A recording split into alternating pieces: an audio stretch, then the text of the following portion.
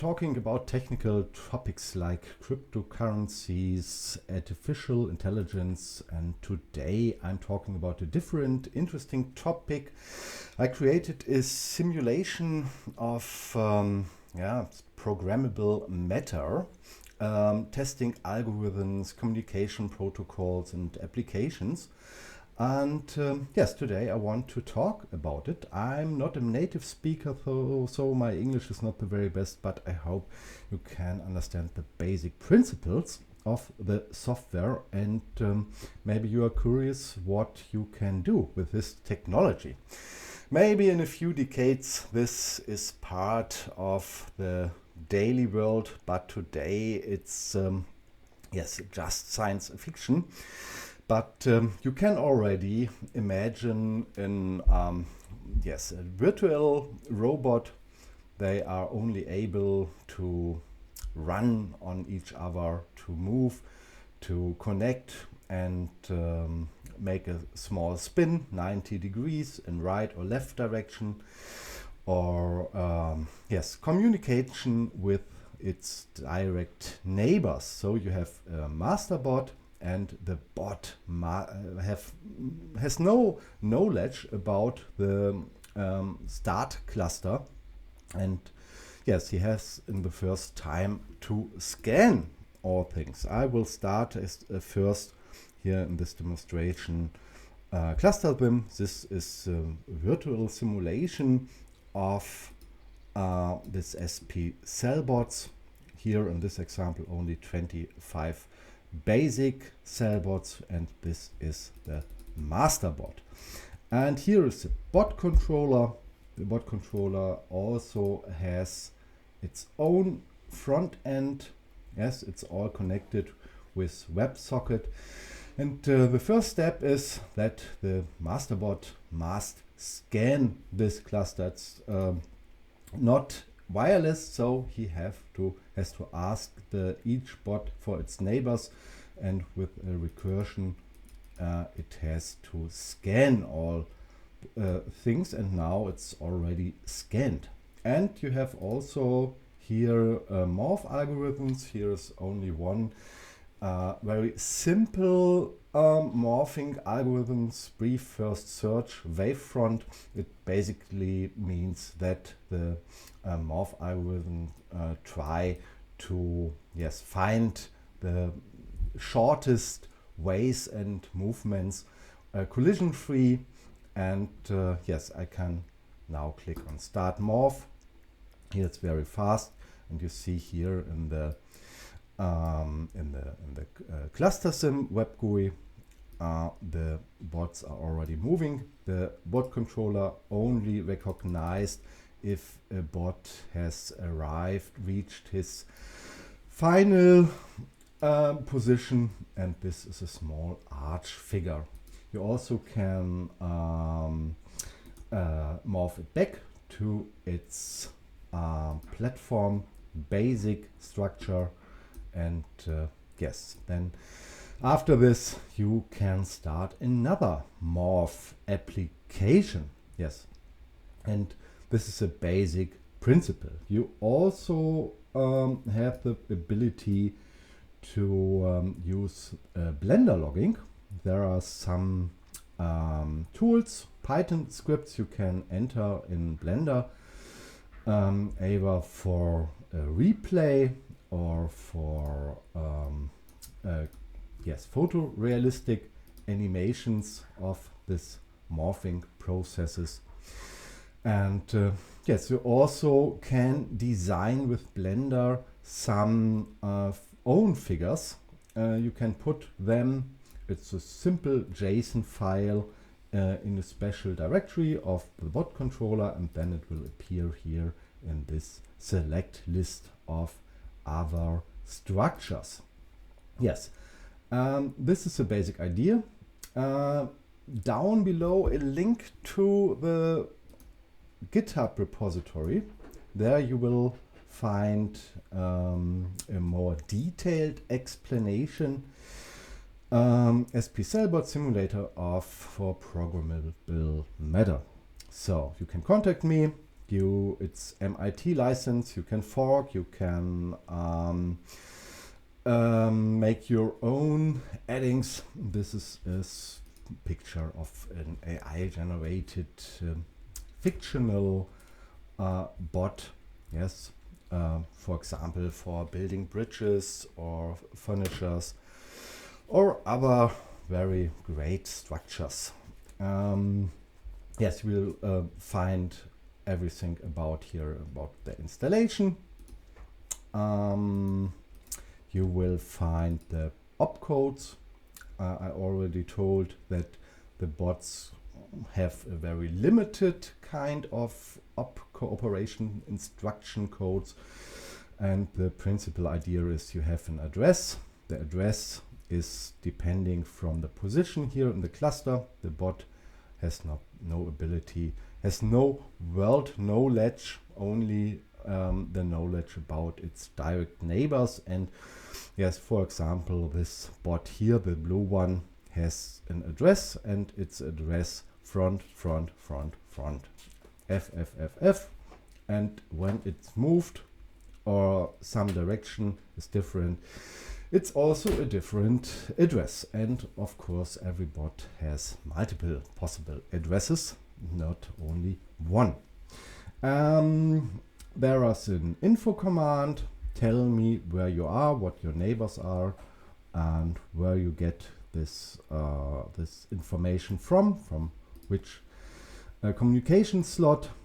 And yes, and you also have to get the bot return address back to the master bot.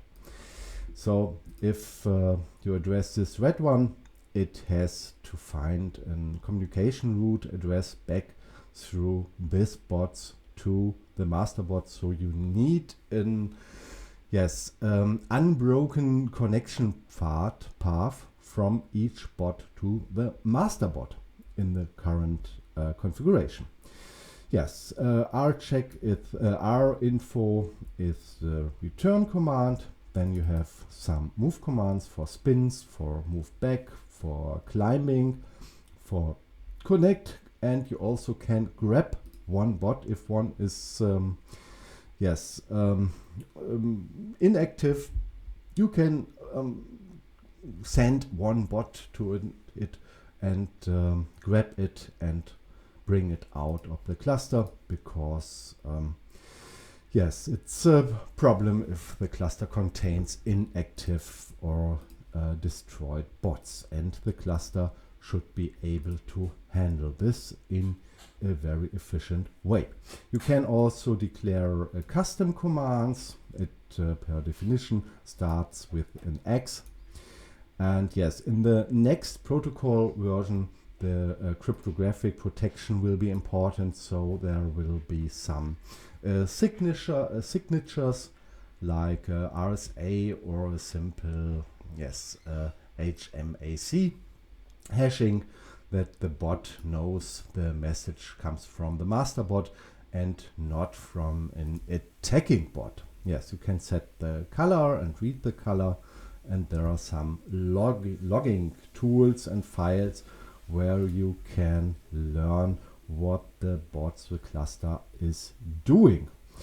You can learn something about the morphing algorithm and the sequences, the opcode generating its separated logical. You can donate this repository with my Bitcoin to my Bitcoin address if you want, and also pull requests are very welcome. It's a framework for everyone, not a closed software. It's a sandbox for programmable matter. And here also you will find a section about the vision and the potential.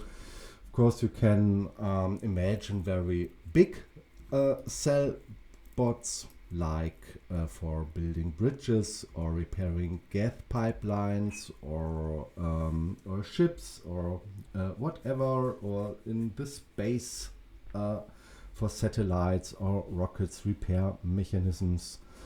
You also can imagine very small CellBots, maybe for medical applications, 1 centimeter or in the here is the section micro and nano CellBots, maybe in retina resolution, voxels smaller than the human eye can see that it is a cube. By the way, it must not be a cube. This is one part of visualization.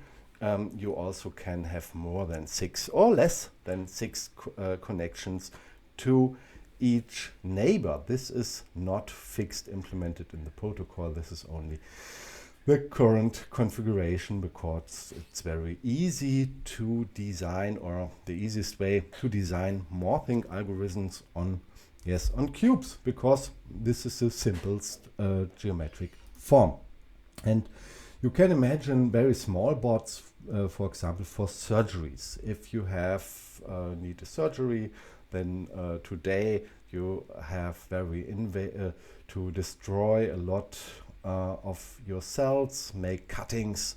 Yes, you need you will cause big damage, and maybe with programmable matter you will be able, in this very small injection, only building large structures inside of a body, and doing in surgery in a much more efficient way. And of course you also can morph or grow some emergency beds for places where there's no space for creating a whole emergency bed, and can morph something like this. This is just an inspiration. You will find in this section some more kinds of applications, and of course you are invited to add your own visions.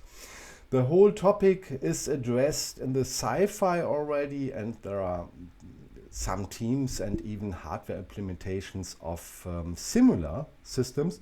For me it was important to create an own vision, not based off wireless communication, not based on magnets. Yes, from my point of view, it's important that the CellBots can connect permanently and not permanently, not only a temporary connect while a movement. And so yes, I designed an own protocol, and maybe it's an inspiration for others to play with this principle and systems around. As I told, you can design your own figures, and you also can here add larger starting configurations. You have to edit a config.txt file, and then you can switch to another start configuration with much more CellBots. But keep in mind, if you have more CellBots, the morphing algorithms also will be more complex. It will take more time to create the best morphing pathways, and the calculations will be much longer. And it's also one kind of goal for this software to try more efficient, much more efficient and faster morphing algorithms, which can handle thousands of SP-Cellbots in this way. And as I told, the morphing algorithms are separated from the opcode generation. So you can of course create your own visions of morphing algorithms, and also your own protocol of programmable matter. Yes, this is my small introduction into it. Feel free to contribute, to comment, or to give me some feedback. Maybe you find this also interesting. I think it's very interesting if you can imagine a world of programmable matter. So I think future generations who are living in a world where programmable matter is normal in the world, they will not miss it, because it can be very useful. And yes, maybe you agree with this idea. Thank you and have a great day.